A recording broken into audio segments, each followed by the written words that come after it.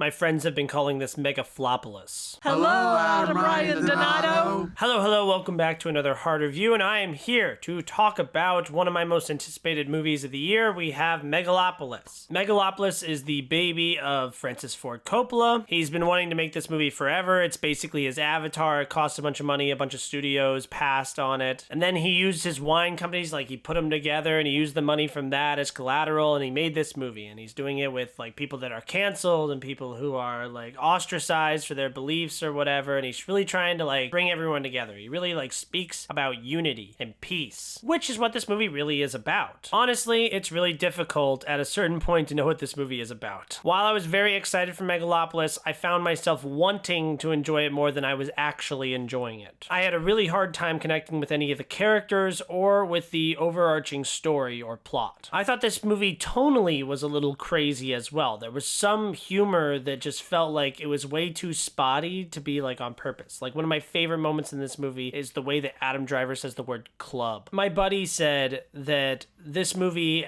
is obviously about things, but it says it's about things instead of showing us that it is about things. This movie regularly has title screens where it'll say a quote and it'll literally directly tell you what the theme of the movie is, but I don't really feel like it's reflected in the actions of the characters. Also, this movie is very, very strange. There's two directors that this movie reminded me of, and they're both directors that I really enjoy. So the first was Robert Rodriguez, because visually this kind of looked like one of his family spy films. It also visually reminded me of the Wachowskis, but I'm thinking late Wachowskis, like Jupiter Ascending, Cloud Atlas Wachowskis. I mean, don't get me wrong, I appreciate that there's an original movie with a big budget that's trying to do big special effects things, but it just doesn't really translate here. I'm sorry, not every movie is Avatar. Someone on Twitter said that this movie was talking to their grandpa, and their grandpa's giving you a very big long story that's really incoherent, and at the end of it he tells you he loves you. Because at the end of the day, I really did enjoy watching this movie. It was very interesting to see an artist make a piece of art. So often these days I'm watching products, I'm watching content to be shitted out on a streaming service for no one to watch, and then one day it's gonna just totally disappear, which is really sad for the industry. So the idea that one of the greats came back and was you know what, I'm gonna come do this movie, I'm gonna self-finance it, it's gonna be my big hurrah. I mean, apparently this was not supposed to be his last movie. He had another movie planned after this, but this movie is tracking exceedingly bad. And I understand why.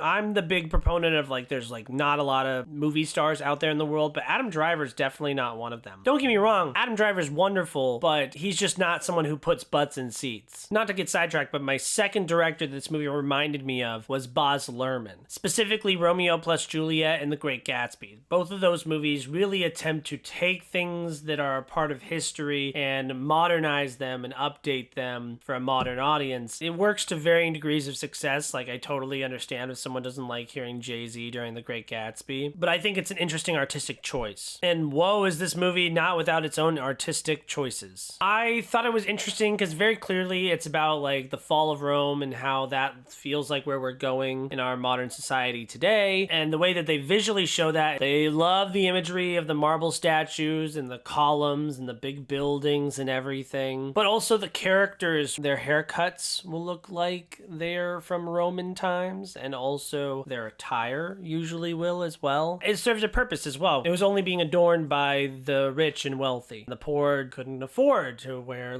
nice Roman clothes. The cast in this movie, I think, did an okay job to varying degrees of success. A lot of them I really appreciate what they were trying to do, but I don't really think that they achieved as much as they could or should have achieved. Adam Driver's fine in this. Actually, he's probably one of the better ones in the movie, but nothing to write home about. Aubrey Plaza is kind of wild in this movie. I kind of have a hard time seeing past that she's just Aubrey Plaza. Don't get me wrong, I think she's a good actress, and My Old Ass is coming out soon, and that is getting really good reviews. That's really more her wheelhouse. I feel like the thing that Aubrey Plaza was trying to do, a similar thing would be done by Elizabeth Banks, but she's great in this too, and it's gonna get a lot of appeal from males especially. especially, and well, just anyone attracted to women. She's very like sexualized in the film, and so people are gonna be, thirst traps are gonna be losing their minds over this one. Giancarlo Esposito, I think, is such an uninspired casting choice because he's just constantly playing the same type of guy, which is insane because I know he has more range than that. I'm happy that Breaking Bad was such a huge success for him. Can he not have to play that kind of guy every single fucking time now? Like, I'm done seeing him as the villain. I want him to be a comedic side character. Like, someone said I wanted them to see him be a sitcom dad. Anything would be great. Just do something different. Shia LaBeouf is a actor that I will support, actually, because I think a lot of his performances are good. As a person, he's not really a good person. But I recently watched Peanut Butter Falcon, and I really, really like that movie a lot, and he's wonderful in it. And I also think that he's really good in other movies. Like, I like him in the tank movie Fury. I also, despite its controversy, I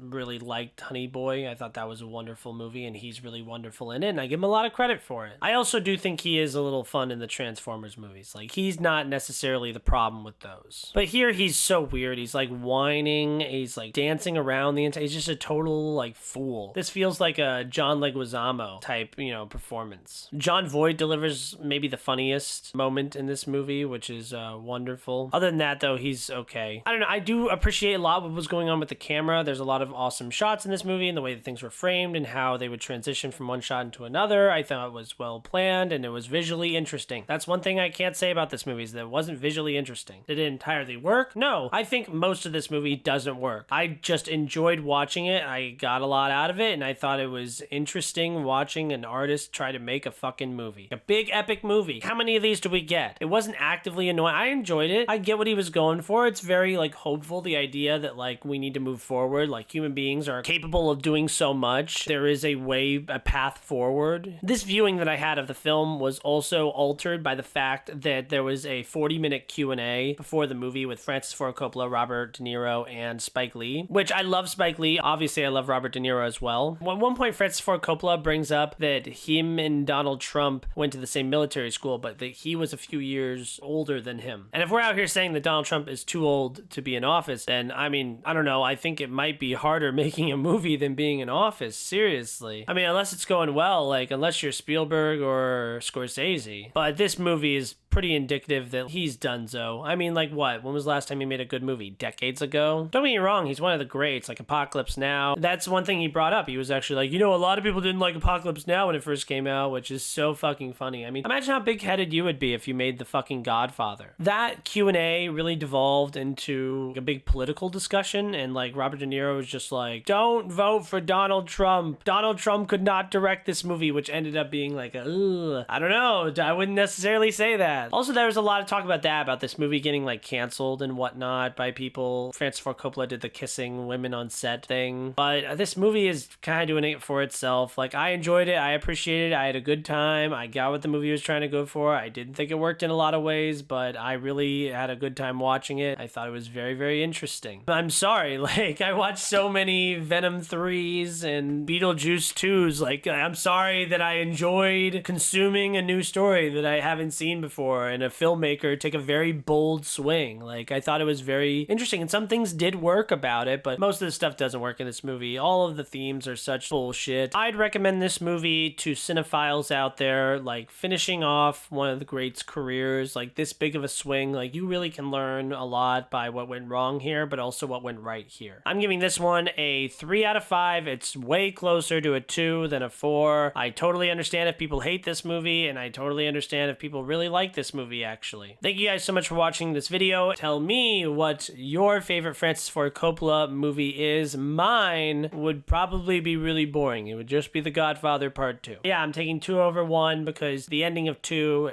is my favorite moment, so that's the one I'm going with. Also, Pacino gets more to do in that movie. We get some De Niro. I don't know, I think that the most iconic, the best one is probably the Marlon Brando, the first one. You know what I mean? Like, that's who people are quoting. Give me another, get refused. Like, that's what people quote from the movie. People are rarely quoting Godfather Part 2 compared to the first one.